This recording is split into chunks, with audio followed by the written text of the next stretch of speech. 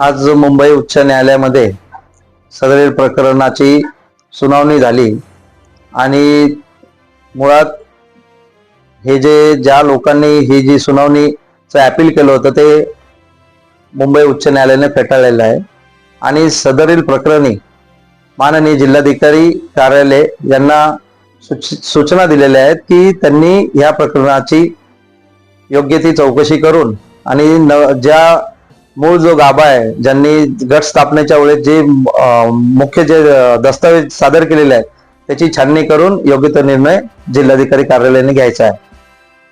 गट वैधतेच्या अनुषंगाने सुद्धा काही आपल्याला काही माननीय सर्वोच्च न्यायालयाने काही आपल्याला तसे निर्देश दिलेले आपले कागदपत्र सादर करण्याबाबतचे.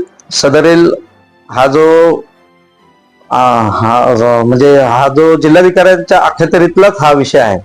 त्याच्यामुळे उच्च न्यायालयाने 28 जानेवारी पर्यंतची ही मुदत दिलेली आहे दोन्ही पक्षकारांना आणि दोन्ही पक्षकारांनी आपापले गट स्थापनेच्या वेळी जे मूळ दस्तावेज जे सादर केले होते ते पुनश्च जिल्हाधिकारी कार्यालयाकडे द्यायचे आणि जिल्हाधिकारी कार्यालयाने यावरती अंतिम निर्णय घेण्याचे आदेश उच्च न्यायालयाने दिलेले आहे. याच्याबाबत समोरच्या पार्टीला अपील करण्यासाठी सुद्धा काही मुभा देण्यात आलेली आहे. मुळात त्या लोकांनी उच्च न्यायालयामध्ये जाण्याऐवजी माननीय जिल्हाधिकारी ठाणे यांच्याकडेच अपील दाखल करायला हवं होतं आणि सर्व अधिकार हा जो विषय आहे मुळात हा जिल्हाधिकारी कार्यालयाच्या अखत्यारीत असल्या कारणाने मुळात त्यांनी अपील तिथे दाखल करायला पाहिजे होतं. त्यांनी तसे न करता त्यांनी उच्च न्यायालय मुंबई येथे हे अपील दाखल केल्यामुळे ह्या अंबरनाथच्या विकासाला खीळ बसलेली आहे.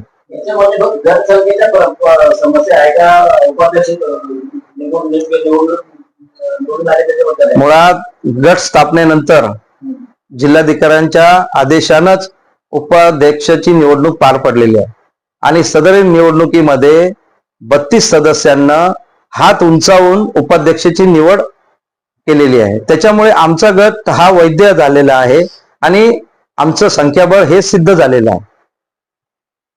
परंतु एकीकडे कोर्ट म्हणतंय दोन्ही गटांना स्थगिती दिलेली आहे, मग गट वैध आहे आपण म्हणतोय त्यावर गटाला स्थगिती कोणत्याही गटाला स्थगिती दिलेली नाही ही दिशाभूल करणारे वक्तव्य हे विरोधक करत आहेत आणि अंबरनाथच्या विकासाला हे खीळ बसवत आहेत.